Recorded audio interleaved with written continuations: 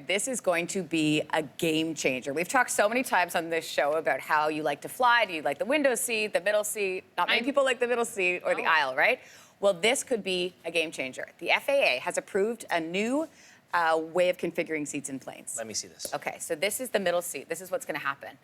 Drop it down and then set it back a little bit. So you sit slightly behind the other two. You actually get a little bit wider. So it widens the seat by about 3 inches. They've been working on this design for 5 years, about that. It's called the S1. And in fact, an undisclosed US airline will be putting these on 50 planes by the end of 2020. Okay, well, and so this is to make the middle seat more appealing? Yes. So obviously the big issue has been you've got to pack the people on the plane. So how do you get the middle seat to be a desirable seat without compromising the passengers on the plane? How does this feel for someone who has a long calf?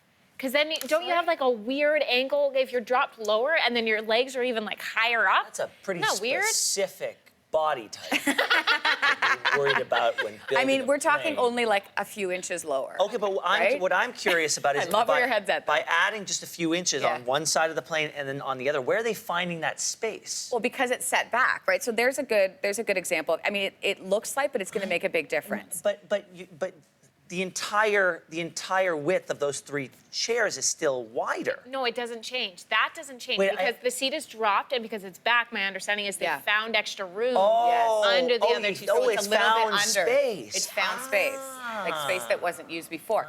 Would this change your opinion of the middle seat? Well, I like the middle seat. I travel with my family all the time, and what my wife and I do typically is we'll take the aisle and the window in the hopes that nobody wants that middle seat, and then if somebody comes, then I will trade with that person, and I'll take the middle seat. So this could change your whole strategy because if people are like, I'm okay with the middle seat now. I've always taken. I don't mind. I've never minded sitting in the middle seat. I found something I might not like about this. What? When we travel, because we've got the 2 little kids, and so often Maddie's still on my lap, and so we lift the armrests, and then we just make it like a big bench seat when the seatbelt sign is off, so we can just like slide him in beside me.